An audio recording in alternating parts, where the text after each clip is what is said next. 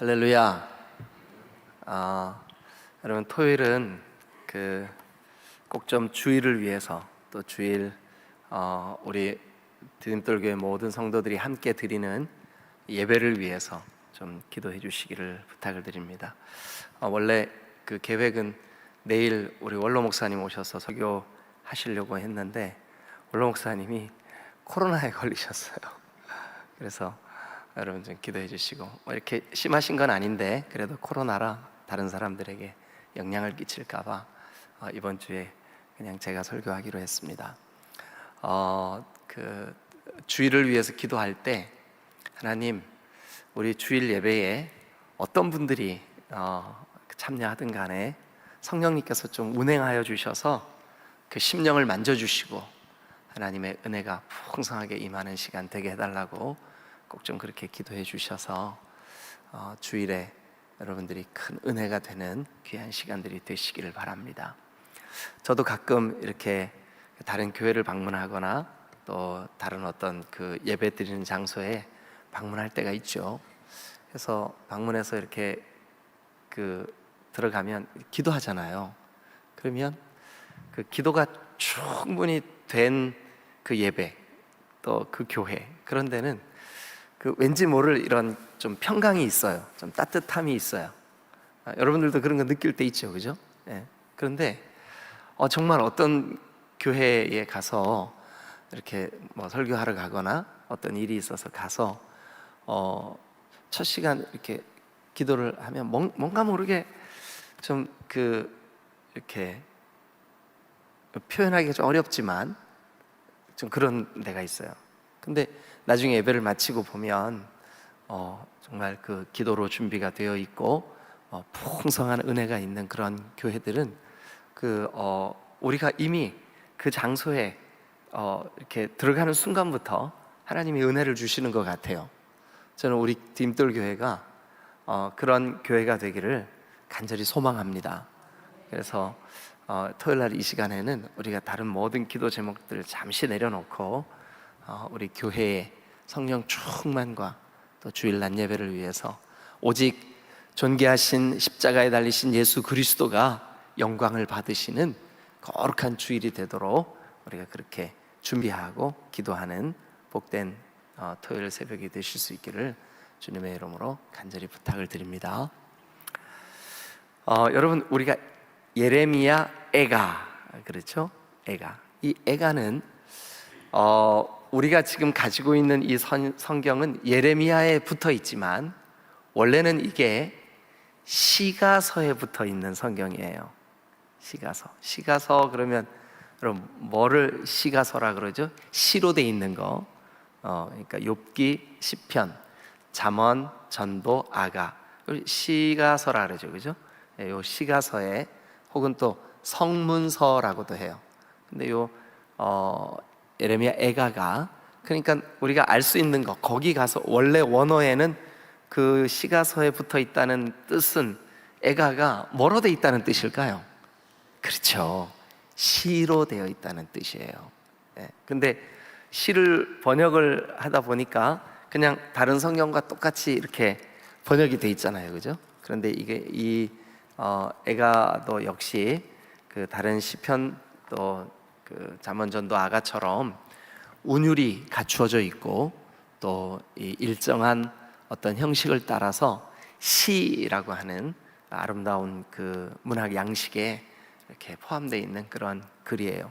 그리고 저는 이 애가, 그래서 그냥 한문으로 슬픔의 노래 이렇게, 근데 그렇게 해도 뭐 어색하지 않죠, 그죠? 그런데 사실은 이게 애가라고 하는 그 말이 예레미야의 에카흐라고 하는 히브리 말에서 왔어요. 그래서 이 애가라고 하는 말 자체가 애가, 에카흐, 그거를 그냥 발음되는 말 그대로 애가라고 적었어요. 에카흐가 무슨 뜻이냐 하면, 여러분 1장 1절을 한번 펴보세요. 1장 1절 어떻게 시작해요? 슬프다 이렇게 시작하죠, 그죠? 또 2장 1절도 한번 펴보세요. 2장 1절 뭐라고 시작해요? 예, 슬프다 이렇게 시작하죠. 4장 1절도 한번 가보세요. 4장 1절 뭐라고 시작해요? 슬프다 이렇게 시작하죠, 그죠? 예, 그래서 1장과 2장과 4장에 처음 시작하는 말 슬프다, 예, 이 말이 히브리 말로 발음을 하면 에카흐예요. 에카흐, 에카흐, 에카흐. 예, 그래서 그거를 소리 나는 그대로 예레미야의 이 슬프다, 예, 에카흐라고 하는 히브리 말은 그 슬프다 혹은 안타깝다, 또 그 어찌할꼬, 어떡하지? 이런 뜻이에요. 예, 그래서 이 1장 1절의 첫 자, 또 2장 1절의 첫 글자, 또 4장 1절의 첫 글자, 그것을 따서 그 히브리 말 발음이 에카흐, 에카흐, 에카흐, 이 말을 그대로 제목으로 붙였어요. 그래서 예레미야의 슬프다 이거예요. 예레미야의 이 멸망해가는 백성들을 바라보면서 아휴 너무 가엾다, 예, 이런 내용이에요. 자, 그러면 우리가 오늘 이제 그 1장부터 그 5장까지 있는데 오늘 그 첫 장 1장을 보면서 우리 잠시 한번 이 말씀을 나눠보도록 하겠습니다.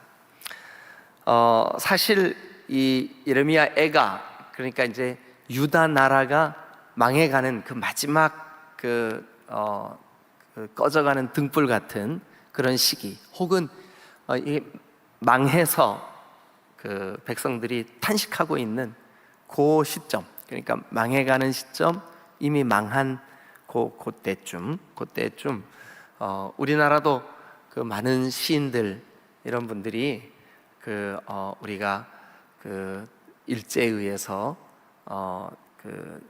이 나라를 빼앗기고 또 국가의 이런 모든 결정권을 빼앗겼을 때 얼마나 많은 시인들이 또 독립운동가들이 슬픔의 노래를 많이 불렀잖아요, 그죠?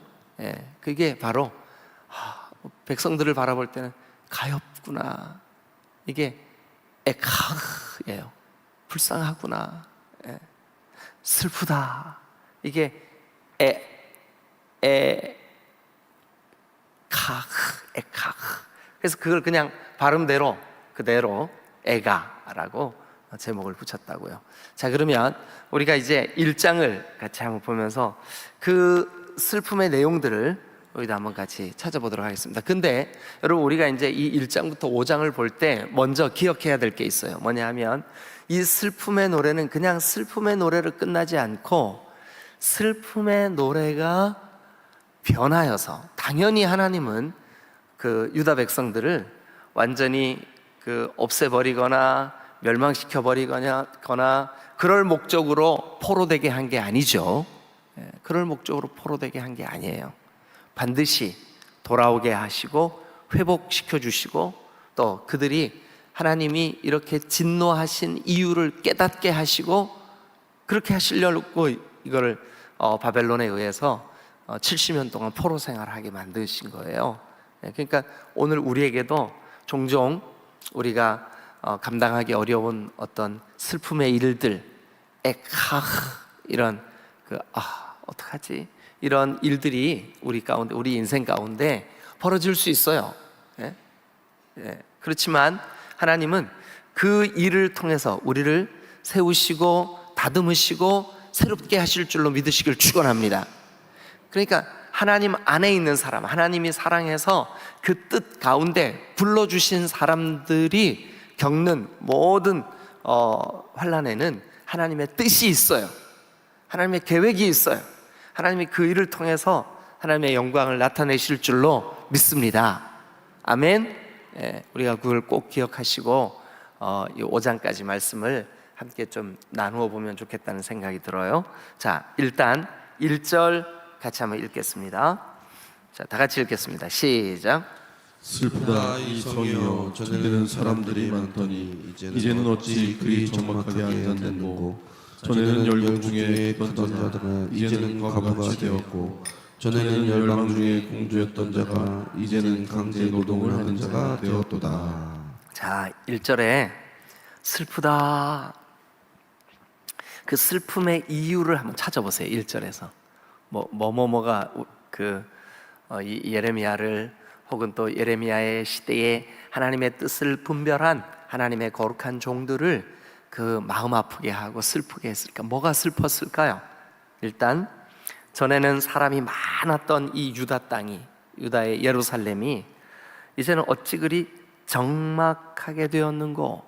적막의 동그라미 한번 쳐보세요.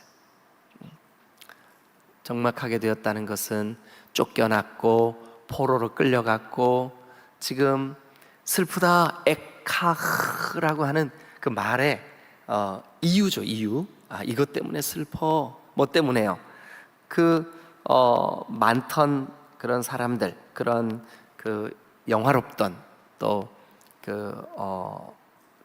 벅적되었던, 아주 여러분 잔치집에 가면 사람들이 벅적벅적하죠. 예? 어떤 축제에 가면 사람들이 막 발디딜 틈이 없죠. 근데 그 자체로 이미 즐겁고 기쁘잖아요, 그죠? 그런데 적막해. 예배하러 왔던 사람들, 또 절기를 지키기 위하여 온 열방에서 모여들었던 사람들, 그들의 발걸음이 어디 간지 없고 적막해요. 그게 슬프다. 그 슬픔의 이유예요. 그 다음에 또 전에는 열국 중에 크던 자가, 그러니까 많은 나라 중에, 저 유다 나라는 정말 신기해. 영토나 백성들의 수나 이건 아주 작지만 그들이 끼치는 영향력은 가히 열국의 주변 모든 나라들에게 영향을 끼치고 있어 했던 그 나라가 어떻게 됐냐면 이제는 과부같이 되었고, 이 고아와 과부라고 하는 표현이 성경에 자주 나와요. 그런데 오늘날에는 그렇지 않지만 고대에는 모든 경제력이 가장에게 있었잖아요, 그죠? 근데 과부들이 할 일이 별로 없어요. 할 수 있는 일이 없어요. 그러다 보니까 과부라고 하는 표현 속에는 절망, 슬픔, 패배, 이런 느낌이 그 단어 속에 있어요. 오늘날은 그렇지 않아요. 그런데 이제 고대에는 그랬다고요. 우리도 그렇잖아요. 우리 양반 문화, 이게 조선이 붕괴되기 전까지만 해도 한 가정에 가장이 사라지면 과부가 마땅히 할 수 있는 일이 거의 없잖아요, 그죠? 그래서 경제적으로 일단 어려워지고 또 그 가정 안에 슬픔이 찾아오죠. 그런데 과부같이 되었다라고 하는 표현이 너무 안타깝지 않아요? 그래서 슬프다라는 말에 지금 연결되어 있는 거예요. 적막, 과부같이 됨, 그리고 또 그 다음에 보면 전에는 열방 중에 공주였던 자가, 공주는 막 사람들이 부러워하고 바라보고 그런 모습이잖아요. 그런데 여기 보니까 이제는 강제 노동을 하는 자가 돼요. 강제 노동을 한다, 끌려간다는 뜻 아니에요, 그죠? 강제 노동을 한다, 원치 않는 일을 하고 있다는 뜻 아니에요? 그러니까 1절 안에도 보면 적막, 과부 같음, 강제 노동, 이게 유다의 현실이에요.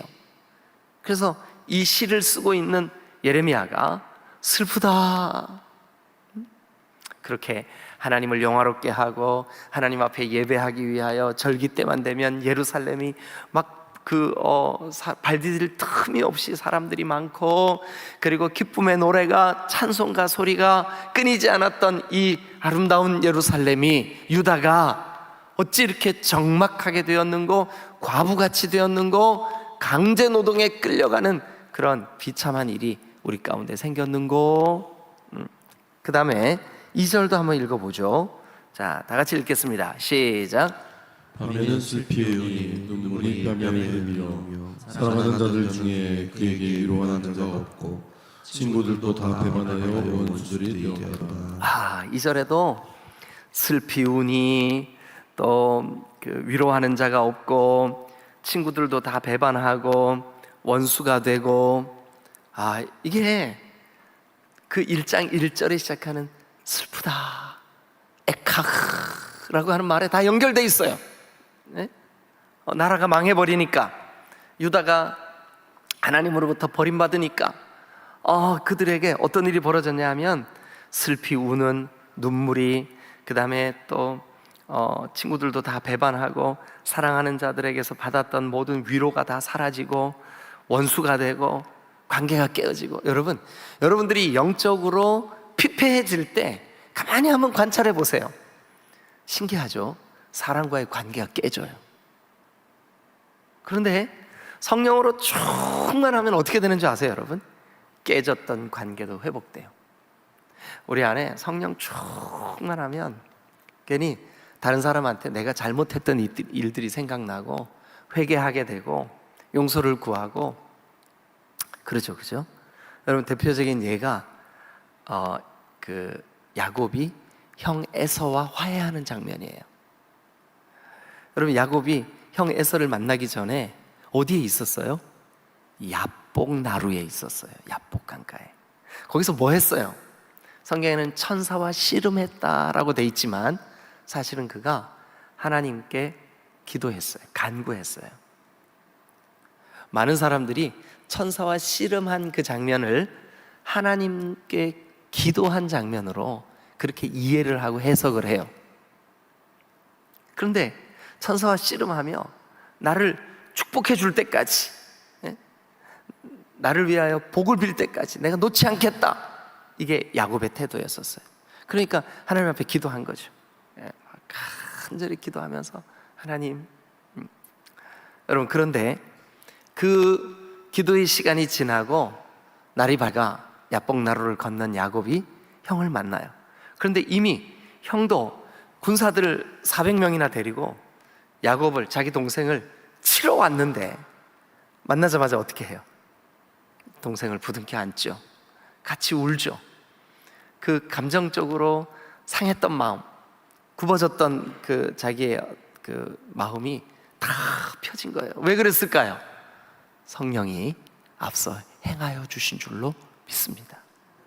여러분, 교회 내에서도 마찬가지예요. 막 우리가 성령으로 충만하게 되면 막혔던 관계가, 하나님과의 관계, 지체와의 관계, 또 그 가족 안에서의 관계, 이게 성령께서 우리를 치유하시고 회복시키시고 부드럽게 하실 줄로 믿습니다. 아멘. 아멘. 네. 저도 그런 경험이 있어요. 전에 하남에서 푸른마을 교회를 목회를 할 때 성도 중에 한 분이 정말 뭐 열심히 해요. 하여튼 범사에 열심히 해요. 근데 목사인 제 마음에 그분이 인간적인 열심으로 사람들과의 관계를 불편하게 만들고 그 마음이 높아져서 교만하고 여러 가지로 어려움이 있는 거예요. 그래서 제가 이제 그 해마다 그 매해 초나 아니면 매해 말에 그 한 주간 정도 금식하러 기도원에 올라가는데, 그때도 이제 책 몇 권 싸들고 성경 들고 금식하러 기도원에 올라갔어요. 근데 기도하는데 그 집사님을 위해서 기도가 그렇게 되는 거예요. 그래서 그분을 위해서 간절히 기도하고 금식을 마치고 내려갔는데 그분이 마침 교회에 와 있었어요. 저보다 한 10살쯤 위신데 근데 제가 의도했던 행동이 아니었어요. 그런데 저도 모르게 제가 평소에 그런 행동을 잘 못하는 사람인데, 제가 이제 충청도 양반이잖아요. 마음속에는 있지만 행동으로 옮기는 게 힘들어요. 그런데 저도 모르게 그 예배당에 와서 토요일인데 그 주일 준비를 막 하고 있는데 이분이 아마 청소 당번이었던 것 같아요. 그래서 이제 교회에 와 있더라고요. 근데 제가 지난 일주일 금식하면서 기도할 때 이분을 위해서 기도했잖아요. 근데 저도 모르게 어떻게 했냐면 이분을 꼭 안아줬어요. 근데요, 이분이 평소에 감정적으로 자기 감정을 잘 드러낼 줄 모르는 분이거든요. 근데 그날 제 품 안에서, 제가 품이 좀 넓잖아요. 여러분 보시다시피 제가 등치도 크고 품이 넓잖아요. 아이고, 그냥 저보다 10살이 위신데 제 품에서 꺼이꺼이 우시는 거예요. 예. 그래서 나중에 이분이 자기 얘기를 이렇게 하는데 들어보니까 아버지가 알코올 중독자였어요. 술만 취하면 엄마를 그렇게 때렸어. 어린 시절 엄마도 계셨고 아버지도 계셨지만 그 생활력이 좀 없으셨던 이 아버지를 대신해서 엄마가 온갖 굳은 일을 다 하시면서도 술만 취하면 아버지한테 맞고 그렇게 생활하셨던 어머니. 그런데 그런 그 아버지가 다른 또 여자가 생긴 거예요. 그래서 집을 나가시고 엄마랑 이렇게 살면서 이 어린 시절 얼마나 그게 그러니까 지붕같이 가정을 지켜 주어야 할 아버지가 그렇게 행동을 하시니까 얼마나 그게 어려웠겠어요. 근데 감사하게도 그 어머니가 믿는 사람이었었어요. 그래서 힘들 때마다, 고통스러울 때마다 기도로 그 시간들을 극복해 내신 거예요. 그래서 이분도 자연스럽게 신앙을 가지게 됐고 예수님을 믿게 됐는데 늘 그 마음 한켠에 아버지로부터 물려받은 그 쓴뿌리의 흔적이 남아 있어서 이 사람을 발목을 붙잡고 어려움을 겪게 만들고 사람들과의 관계를 어렵고 그런데 그 젊은 담임 목사가 금식하고 내려와서 자기를 꼭 안아주니까 그게요 막 이게 본인도 모르게 울음이 터진 거예요. 근데 그때부터 이분이 저를 대하는 태도가 완전히 바뀌어 버렸어요. 제가 그 교회를 그 사역을 마무리할 때까지 이분이 저에게 큰 힘이 되고 동역자가 됐어요. 여러분 우리도 마찬가지예요. 여러분 안에 성령 충만하면 여기 보세요. 이 예레미야의 때에 이 유다가 주변 나라들과의 관계가 왜 깨졌어? 예? 여러분 그래서 성령 충만한 사람들은 주변에 사람이 많아요. 그 사람에게 가까이 다가오는 사람들이 많고 가까이 하고 싶어하는 사람들이 많고 왜 그러냐면 성령이 충만하니까.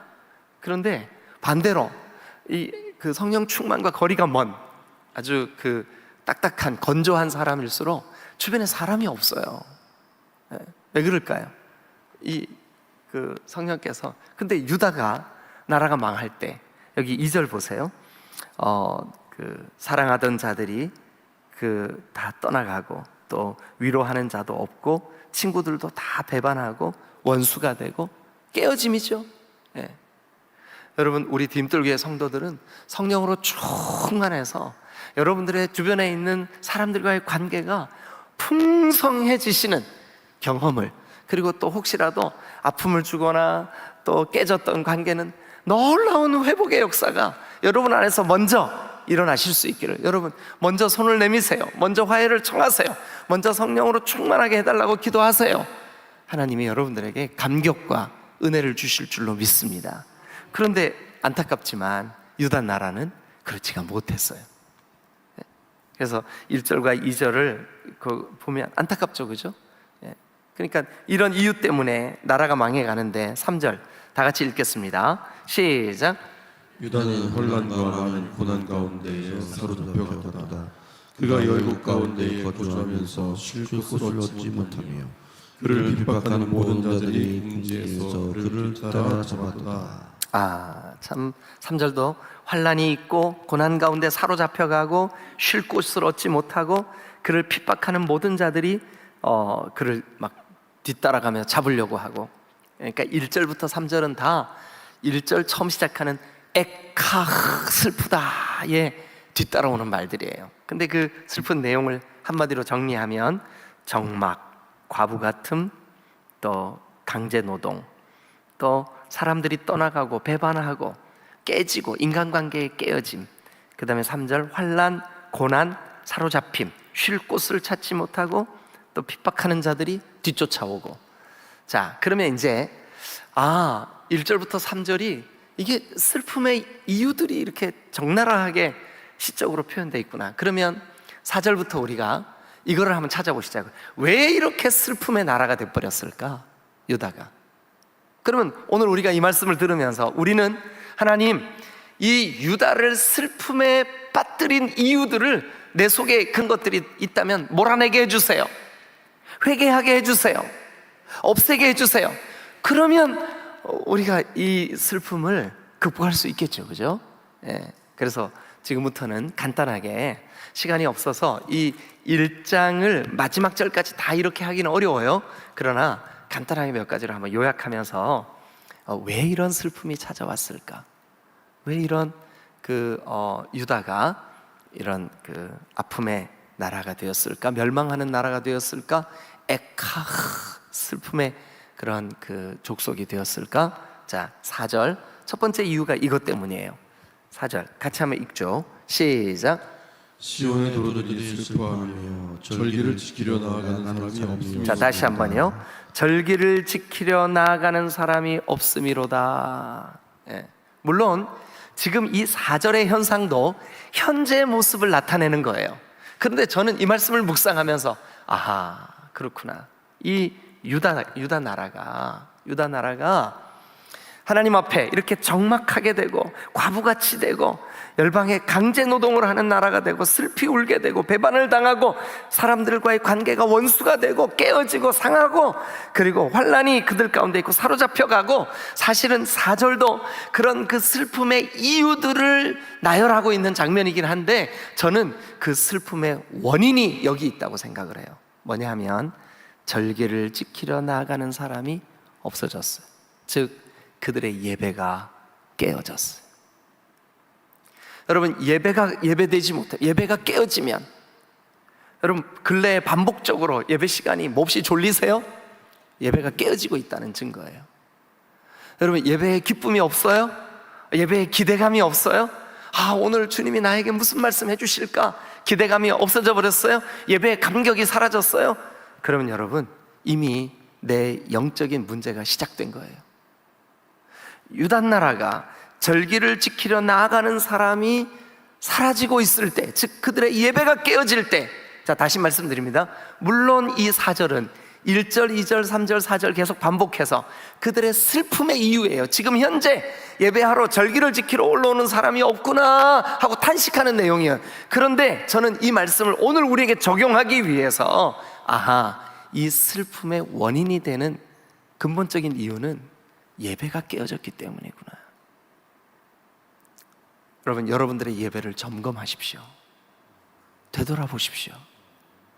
그리고 내가 지금 그 예배의 감격, 예배 때 흘렸던 그 감동의 눈물, 그 예배 때 주셨던 그 감격스러운 은혜, 그 말씀에 대한 기대감, 아, 예배하러 가는구나 했던 여러분들의 그런 모습들, 여러분, 그게 만약에 근래에 나에게서 사라졌다면 혹시 내가 예배를 잃어버리고 있는 거 아닌가? 여러분, 예배를 잃어버린 족속, 예배를 잃어버린 하나님의 백성, 예배를 잃어버린 유다, 그들에게 여러분 슬픔이 찾아올 수밖에 없는 거죠. 하나님께서 그들을 슬픔의 노래를 부를 수밖에 없게 만든 이유 중에 하나는 그들이 예배를 잃어버렸기 때문에 그래요. 예배를 회복하시기를 주님의 이름으로 축원합니다. 자, 두 번째, 우리 5절 한번 보시죠. 5절 같이 읽겠습니다. 시작. 그의 제자들이 머리가 되고 그의 원수들의 형통함은 그의 죄가 많음으로 여호와께서 그를 곤고하게 하셨습니다. 자, 5절에 보니까 그의 대적들, 당연히 바벨론이에요. 또 그의 원수들, 그들이 머리가 되고 형통하게 되었어요. 그러니까 원수가 형통하게 됐다는 말은 내가 지금 아주 궁핍하고 곤고하게 되었다는 뜻이죠. 그런데 그 이유를 이 5절이 이렇게 말해요. 그의 죄가 많음으로 여호와께서 그를 곤고하게 하셨습니다. 그의 죄 때문에, 그의 죄 때문이라는 거예요. 그동안 우리가 예레미야를 52장까지 오면서 그의 죄가 뭐였어요? 교만이 그의 죄였어요. 그의 죄가 뭐였어요? 우상 숭배가 그의 죄였어요. 그의 죄가 뭐였어요? 그러니까 사회적인 약자들을 업수히 여기는 게 그의 죄였어요. 사람을 업신 여기고, 여러분, 그들의 마음이 높아져서 교만하고 그들이 하나님 앞에서 우상을 숭배하고, 이게 그들의 죄였어요. 여러분, 그들의 죄 때문에 1절부터 지금 4절까지 계속 반복되고 있는 적막감, 과부같이 되는 거, 강제 노동을 하게 되는 거, 슬픔의 눈물을 흘리게 되는 거, 주변에 있는 사람들과의 관계가 깨어지는 거, 배반하는 거, 원수되는 거, 환난을 받는 거, 고난을 받는 거, 이 모든 원인이 그들의 죄 때문이라는 거예요. 그들의 죄는 교만과 우상 숭배와 사회적인 약자에 대한 멸시, 이게 바로 그들의 죄였어요. 자, 여러분, 예배를 잃어버리는 사람, 그리고 그들이 죄에 빠지는 사람, 결국 슬픔의 노래를 부르는 날이 있다는 거예요. 우리가 이 말씀을 기억하면서 하나님 앞에, 하나님, 정말 내 삶에 잃어버린 예배 회복되게 해주시고, 하나님, 혹시 내가 범죄하는 일이 있다면, 혹시 마음이 높아져 교만했다면, 그리고 하나님이 계셔야 될 이 마음 한가운데 자리에 하나님이 아닌 다른 것이 올라가져 우상을 숭배하고 있다면, 그리고 내가 사람들을 업수히 여기는 마음이, 그런 태도가 내 속에 있다면, 주님, 나를 좀 용서해 주세요. 나를 좀 용서해 주세요. 네? 그럼 이게 오늘 저와 여러분들의 기도 제목이 되고 애가를 대하는 우리의 태도가 될 수 있기를 주님의 이름으로 축원합니다. 할렐루야. 아멘. 기도하시겠습니다.